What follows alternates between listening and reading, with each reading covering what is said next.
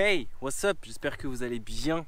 Ça fait plaisir de vous retrouver aujourd'hui pour une nouvelle vidéo. Alors, une vidéo, le mec il a dit what's up, hein, je crois en début de la vidéo. Il s'est pris vraiment pour un américain. C'est pas mon introduction, moi c'est hola los amigos. Un petit clin d'œil à l'Amérique latine.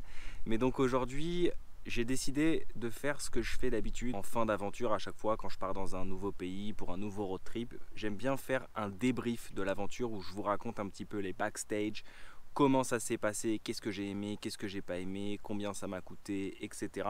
Je me suis dit qu'on allait reprendre un petit peu ce concept de débrief, mais qu'on allait le faire sur la dernière série de vidéos qui est sortie sur ma chaîne YouTube, à savoir le Paris-Lille à pied et sans argent. Alors, si vous n'avez pas suivi cette série de vidéos, j'ai édité une playlist qui s'affichera juste ici, où tous les épisodes sont dans l'ordre. Et bien évidemment, je vous le dis tout de suite, comme ça c'est fait, on va repartir dans pas longtemps pour un road trip France.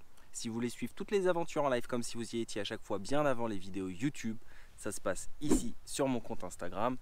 Et franchement, encouragez-moi comme d'habitude, à chaque fois ça fait toujours plaisir en likant les vidéos, en vous abonnant à ma chaîne si ce n'est pas déjà fait. D'ailleurs, coucou et merci à tous les nouveaux abonnés qui se sont abonnés récemment. Et maintenant, il est temps de rentrer dans le vif du sujet.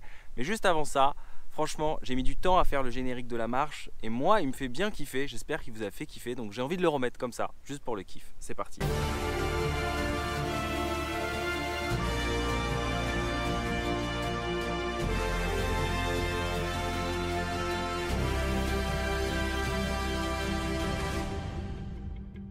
Maintenant, on va répondre à toutes les petites questions que vous m'avez posées en commentaire, sur Instagram, etc. etc. J'en ai eu plein. Comment vous faisiez quand vous deviez aller aux toilettes? Comment ça s'est passé avec les gens qui vous ont hébergé? Est-ce que ça a été facile?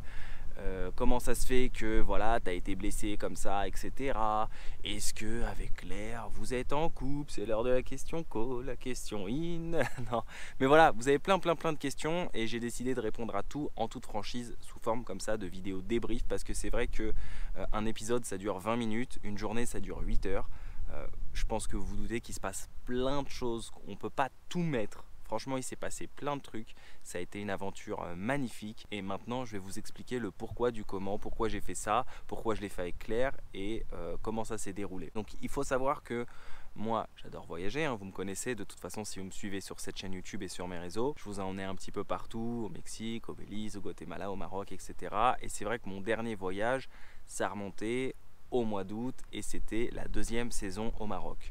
Ensuite, il s'est passé beaucoup de choses. J'ai monté quelques projets perso. J'ai aussi travaillé parce que je vous l'ai déjà expliqué dans une FAQ juste ici que YouTube, ce n'est pas mon métier. Je travaille pendant plusieurs mois et avec les sous que j'ai gagnés, ensuite, je finance mes voyages. D'ailleurs, au passage, je vous annoncerai une bonne nouvelle à la fin de cette vidéo. Donc, restez bien scotchés jusqu'à la fin parce que franchement, j'ai quelque chose à vous annoncer. Voilà, il s'est passé plein de trucs et après...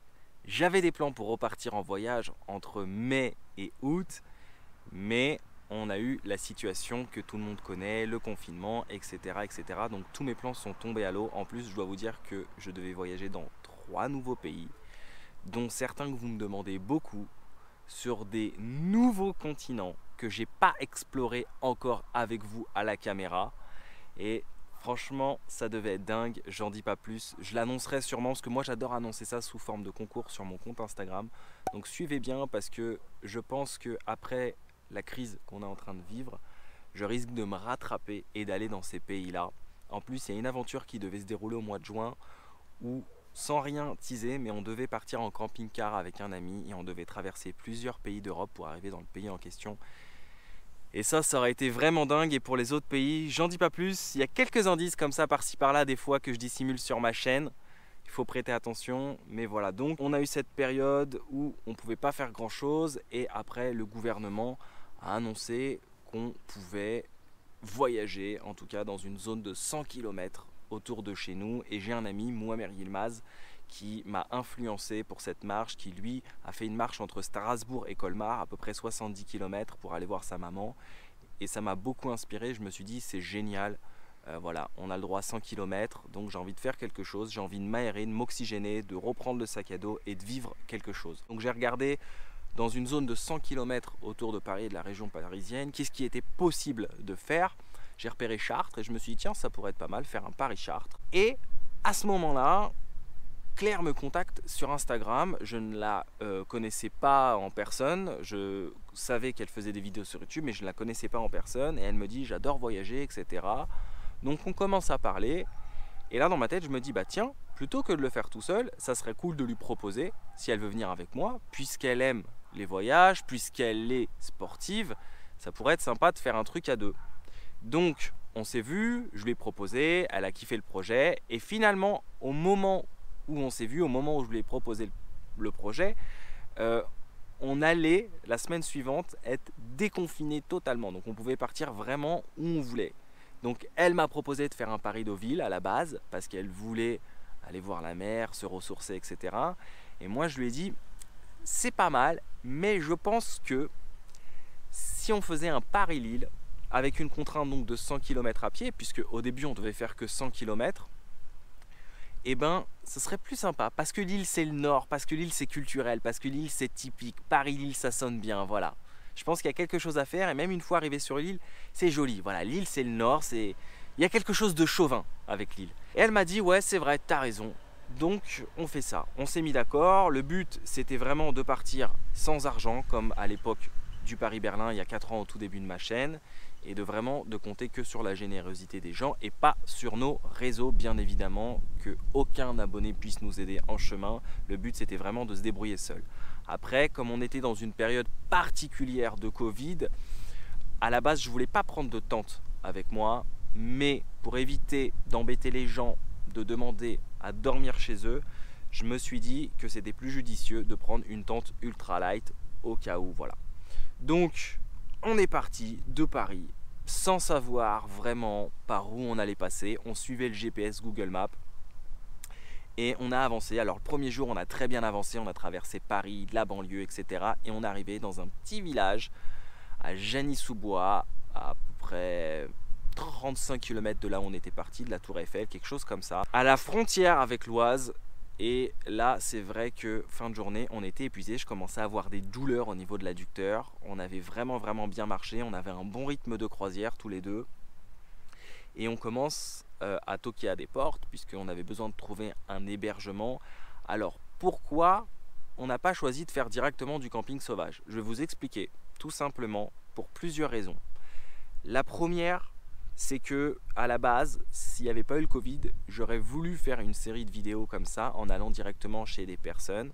Donc je voulais pas casser le rapport humain qui font le charme un peu des vidéos. Donc je me suis dit plutôt que d'aller dormir chez les gens, on va voir si on peut pas dormir dans un jardin, mais il y aura quand même un contact humain où on verra, où on parlera à des personnes en essayant de prendre nos distances, bien évidemment. Donc je me suis dit ça peut être sympa. Deuxième raison, j'ai du matériel. J'avais mon drone avec moi, j'avais mes caméras, j'avais mon téléphone. Alors, j'ai déjà fait plein de fois du camping sauvage partout autour du monde, en Australie, etc. C'est pas ce qui me fait peur, mais en ayant du matériel, en sachant qu'après une journée de marche, t'es bien crevé, je m'endors et que là, j'entende pas que peut-être un rôdeur passe, zzz, il ouvre la tente, me prenne mon drone ou ma caméra et tous les rushs que j'avais filmés pour faire ces épisodes, j'aurais bien les boules. Donc, on va dire que le deuxième souci, c'est plus par sécurité. Donc voilà comment ça s'est passé. Alors on a bien galéré le premier soir, on a toqué à plusieurs portes, on a parlé à des personnes et là donc on est tombé sur cette famille super sympa qui nous a accueillis et le lendemain en se réveillant qui nous a invités donc à prendre le petit déjeuner avant de repartir. Alors il faut savoir que la première nuit j'ai très mal dormi à cause de mes douleurs qui ne voulaient pas me lâcher et quand on est reparti ça s'était plus ou moins calmé. Mais ça me relançait surtout les douleurs au niveau de l'adducteur. Alors les ampoules, c'est pas grave parce que quand on marche, bon, ça appuie, ça pince un peu, mais les douleurs ne voulaient pas me lâcher. On a marché, donc on est passé par Senlis et là, je commence à avoir des douleurs aux rotules, donc rotule gauche, après rotule droite. On a continué comme ça sur 40 km et en fin de journée, on arrive dans un petit village. Il commençait à faire nuit. Je dis là, Claire, franchement, il faut vraiment qu'on trouve un hébergement tout de suite. Ça sert à rien d'avancer. En plus, je peux pas, j'ai mal. Donc là, vaut mieux qu'on s'arrête, qu'on essaie de trouver et on repart demain de plus belle. Donc elle me dit ok. Donc là, on essaye de sonner. On a sonné à plein de portes. En plus, on était au bord d'une route, sur une sorte voilà, de départementale d'entrée-sortie de village. Et là, à un moment, on voit une maison avec une sorte de petit terrain vague à côté. Donc on sonne et le monsieur nous dit désolé, je ne peux pas vous accueillir parce que moi j'ai des chiens et ça le fait pas trop. Ok, et il nous dit il y a un petit terrain voilà, de sport pas très très loin, essayez d'aller voir, vous pourrez sans doute poser vos tentes. On s'était dit que c'était sûrement la meilleure des solutions. Donc on se pose juste un moment au bord de la route, on réfléchit un petit peu, et là on voit une dame passer en face, sur le trottoir d'en face, et je dis à Claire vas-y fonce, là je peux pas me lever tout de suite, mais vas-y fonce, va lui demander gentiment s'il y a un moyen qu'on puisse dormir chez elle ou qu'on puisse éventuellement poser notre tente s'ils ont un petit bout de jardin. Elle y va, elle revient au bout de 5 minutes, elle me dit écoute, je lui ai parlé, elle avait l'air assez bizarre, elle comprenait pas trop notre démarche, mais je pense qu'elle va demander à son conjoint, on va voir. Je dis ok, on attend. Et là, 5 minutes après, il y a son conjoint qui sort.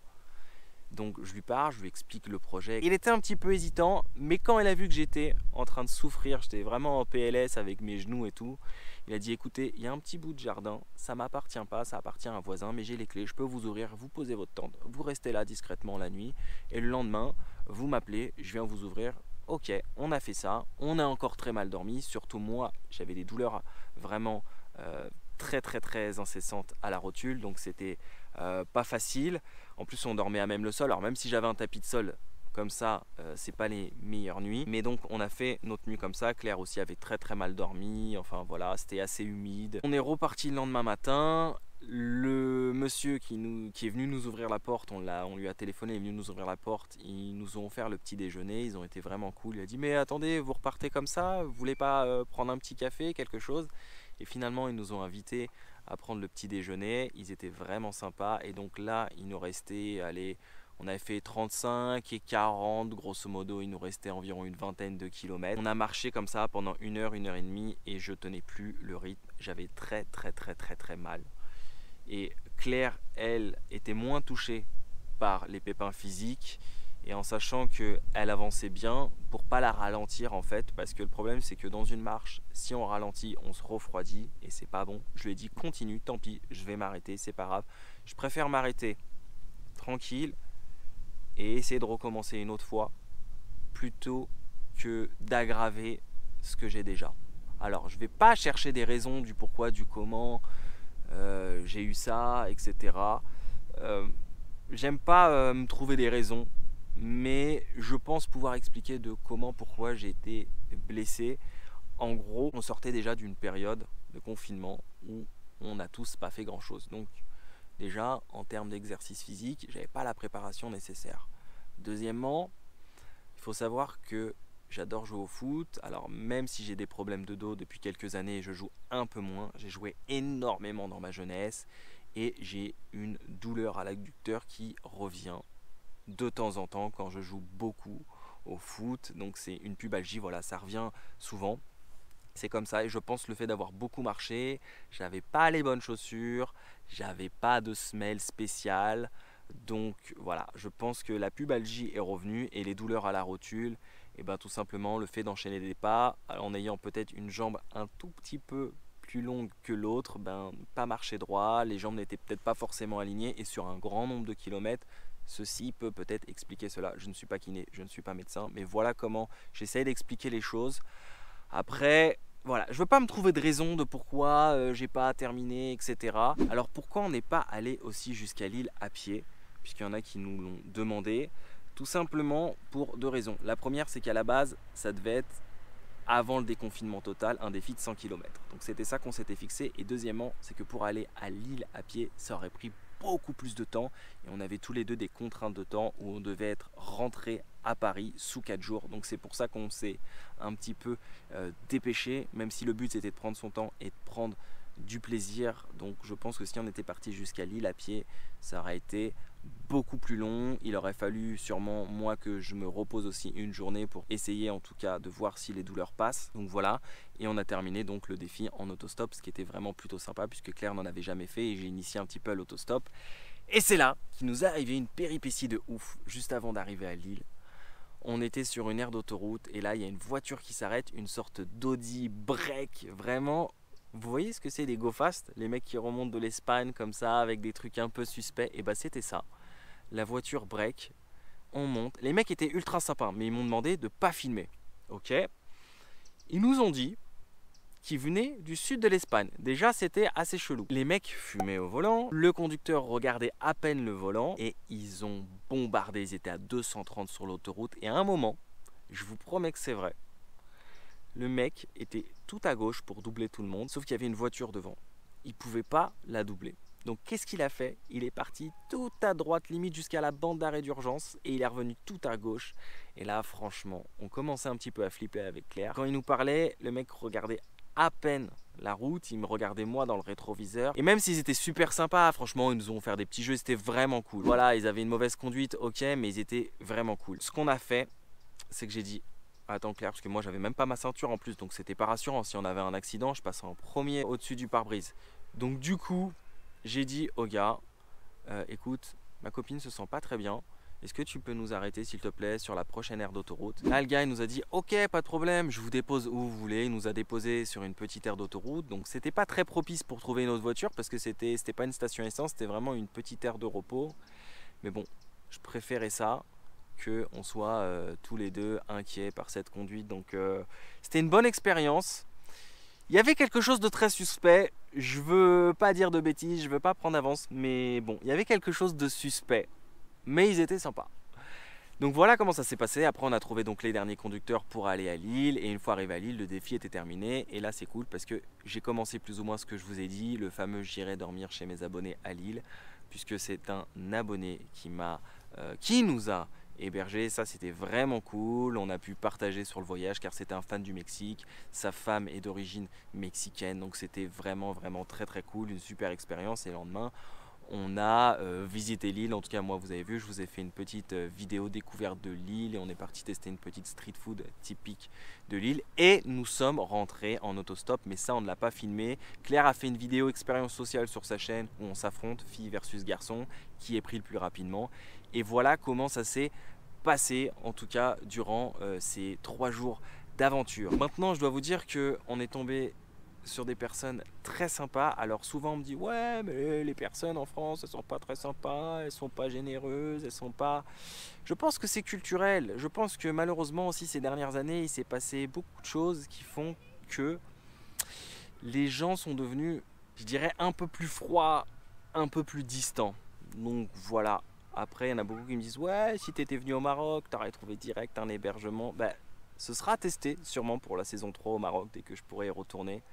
Et je pense qu'on essaiera de faire ça un petit peu dans chaque pays. Alors le but c'est pas de copier sur l'émission J'irai dormir chez vous, parce qu'il y en a plein qui me disent à chaque fois ouais on dirait trop J'irai dormir chez vous. C'est drôle parce que moi quand j'ai commencé les vidéos je connaissais pas du tout cette émission. Et il y en a plein qui m'ont dit ah c'est drôle quand tu voyages on dirait un peu J'irai dormir chez vous. Donc le but c'est pas de copier parce que je suis pas là pour forcément aller dormir chez des personnes. Le but c'est pas d'insister, c'est pas de faire le mec relou. Si les gens veulent tant mieux, si les gens veulent pas c'est pas grave. On trouve toujours une solution pour se débrouiller. C'est pas le but ultime. Le but c'est vraiment de l'aventure, du voyage, du partage, de la découverte. Mais ça s'est plutôt bien passé et on est tombé vraiment sur des personnes ultra sympas tout au long du voyage. Et ça c'est cool parce que ça montre encore une fois qu'il y a des gens sympas partout. Maintenant sur les questions que vous vous posez, dont une, est-ce que Claire et moi on est en couple? Qu'est-ce qui s'est passé dans la tente? Rien du tout, rien du tout. Claire c'est une amie et juste une amie. Et une collègue même youtubeuse si je peux dire ça comme ça, avec qui j'ai partagé en tout cas une belle aventure, c'était sympa, avec qui maintenant de temps en temps on se retrouve pour tourner des vidéos et c'est vraiment cool. Et je peux vous assurer que quand vous avez fait une marche de 8 heures ou 10 heures, que vous avez transpiré, que vous n'avez pas forcément pris de douche, vous êtes crevé, bah dans la tente, t'as qu'une envie, c'est de dormir. Donc voilà, je réponds un petit peu aux détracteurs. Ce qui est ouf, c'est qu'à chaque fois que je tourne une vidéo avec une nana, on me prête une liaison. Alors que si j'avais été amené à faire ça avec un mec, on m'aurait rien dit. Donc à chaque fois c'est comme ça, mais c'est pas grave. C'est un petit peu le jeu des vidéos. Et il y a une personne qui m'a dit comment vous faisiez pour faire vos besoins, etc. Bah c'est pas difficile, déjà moi en étant un mec, quand j'ai envie de faire pipi, bah voilà, il y a Dame Nature. Si c'est pour faire autre chose, et ben, je regarde s'il n'y a pas des restos dans le coin, etc. Ou bien quand les gens nous hébergent, bon, bah, on essaye de faire ça chez les gens. Mais si vraiment j'ai aucune possibilité, j'ai toujours un paquet de mouchoirs avec moi. Et puis voilà, discrètement. Hein. C'est un peu comme dans Koh Lanta, il y a Dame Nature.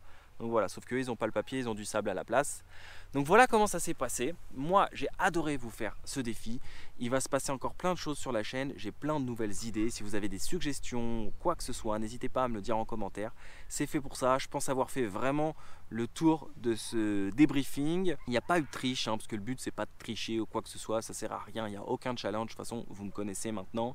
Et si j'avais été amené, en tout cas, à utiliser ma carte bleue ou de l'argent pour X ou Y raison, je leur ai dit, je fais pas les choses en fait pour tricher. Pour moi, il n'y a aucun intérêt. Si vraiment je me retrouve dans une mauvaise situation, oui, en cas d'extrême urgence, j'hésiterai pas.